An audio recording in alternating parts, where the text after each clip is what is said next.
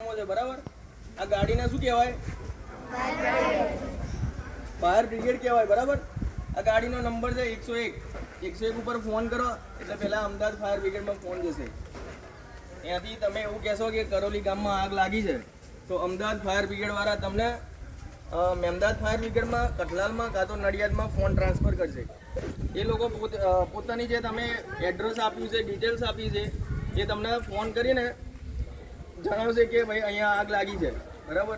એટલે અમદાવાદ કઠલાલ કાં તો નડિયાદની ગાડી રિલીઝ થશે ત્યાંથી કોઈ બી ફર્સ્ટ ટર્નઆઉટ ગાડી હશે એ તમારે અહીંયા કરોલી ગામમાં આવશે.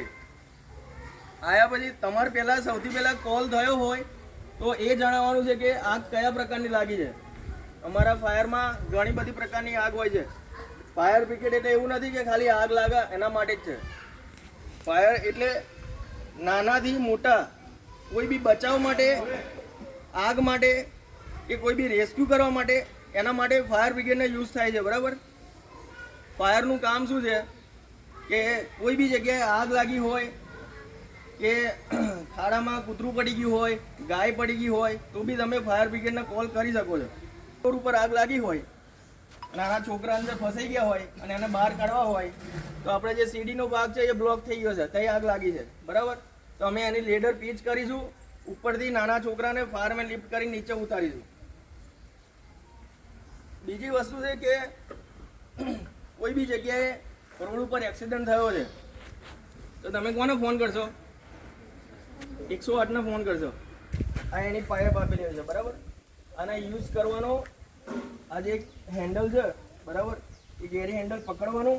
જો અહીંયા તમે પકડશો, આમ યુઝ કરશો, બરાબર, આમ, તો આ હાથની જે ચામડી ખરી ને આ હોર્ન ઉપર ચોંટી જશે, મારી જશે. આ એકદમ ઠંડો હોય છે, આનાથી કોલ્ડ બંધ થઈ જાય. બરાબર. એટલે કોઈ દિવસ એવો યુઝ નહીં કરવાનો. ઘણી વખત અમે જોયું હોય છે કે આમ પકડશે અને આમ ખોલશે તો શું થાય? સીધો મોઢા ઉપર જ આવે. બરાબર. એટલે હંમેશા જ્યાં ફાયર થઈ હોય ત્યાં રાખવાનો અને પછી જ આ વાલ ખોલવાનો. નહીં તો જો સીધો ખોલ્યો તો સીધું મોઢા ઉપર. અને આની અંદર કાર્બન ડાયોક્સાઇડ આવે છે, શરીરને બહુ નુકસાન કરે. ઇન્હેલમાં જતો રહે ને તો તકલીફ થઈ જાય. પછી તમને કઈ લઈ જવા પડે? દવાખાને. 108 બોલાવવી પડે. પછી લાકડા કાપવા હોય, કંઈક ગાડીમાં આગ લાગી હોય તો એનો કાચ ફોડવો હોય, બરાબર, પછી અમે તો આનો યુઝ કરીએ છીએ. ઇલેક્ટ્રિક આગ લાગી હોય ને તો વાયરે કાપી નાખીએ છીએ, પણ તમારે કાપવાનો નહીં.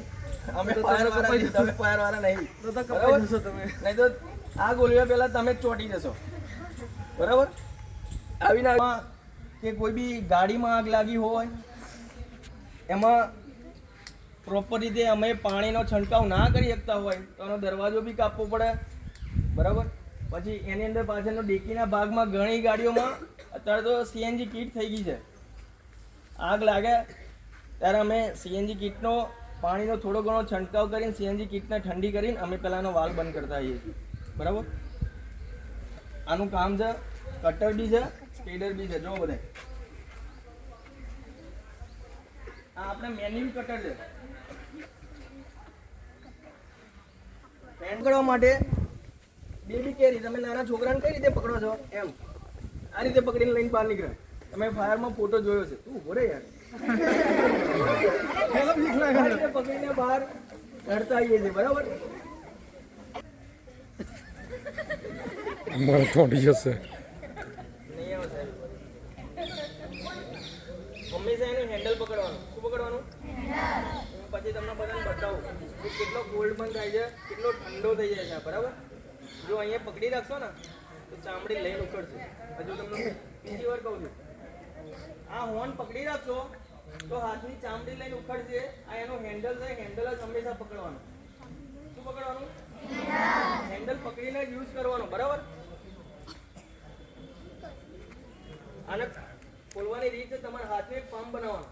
બરાબર. એ આની ઉપર મૂકવાનો અને ધીરે ધીરે ધીરે ધીરે ખોલવાનો. કોઈ દિવસે ગમે તેવી ઇમરજન્સી હોય તો જલ્દબાજી ખોલવાનો નહીં. આમ થોડું તમારે બહાર આપવાનો, પછી ધીરે ધીરે ધીરે ધીરે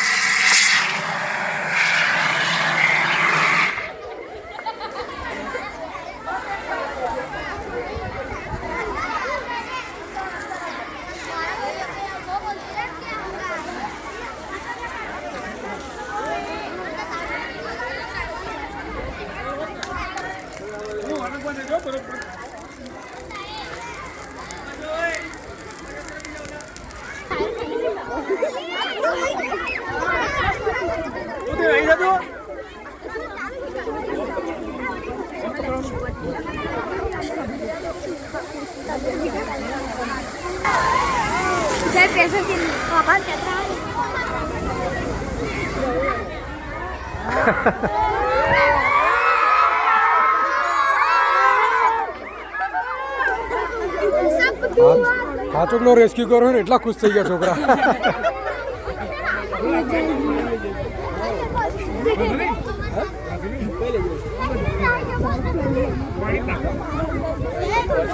પાણી તમને ભરી આપીશું, ચિંતા ના કરશો.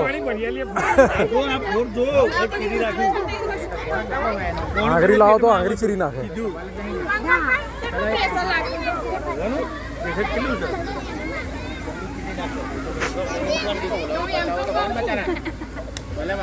नहीं जाए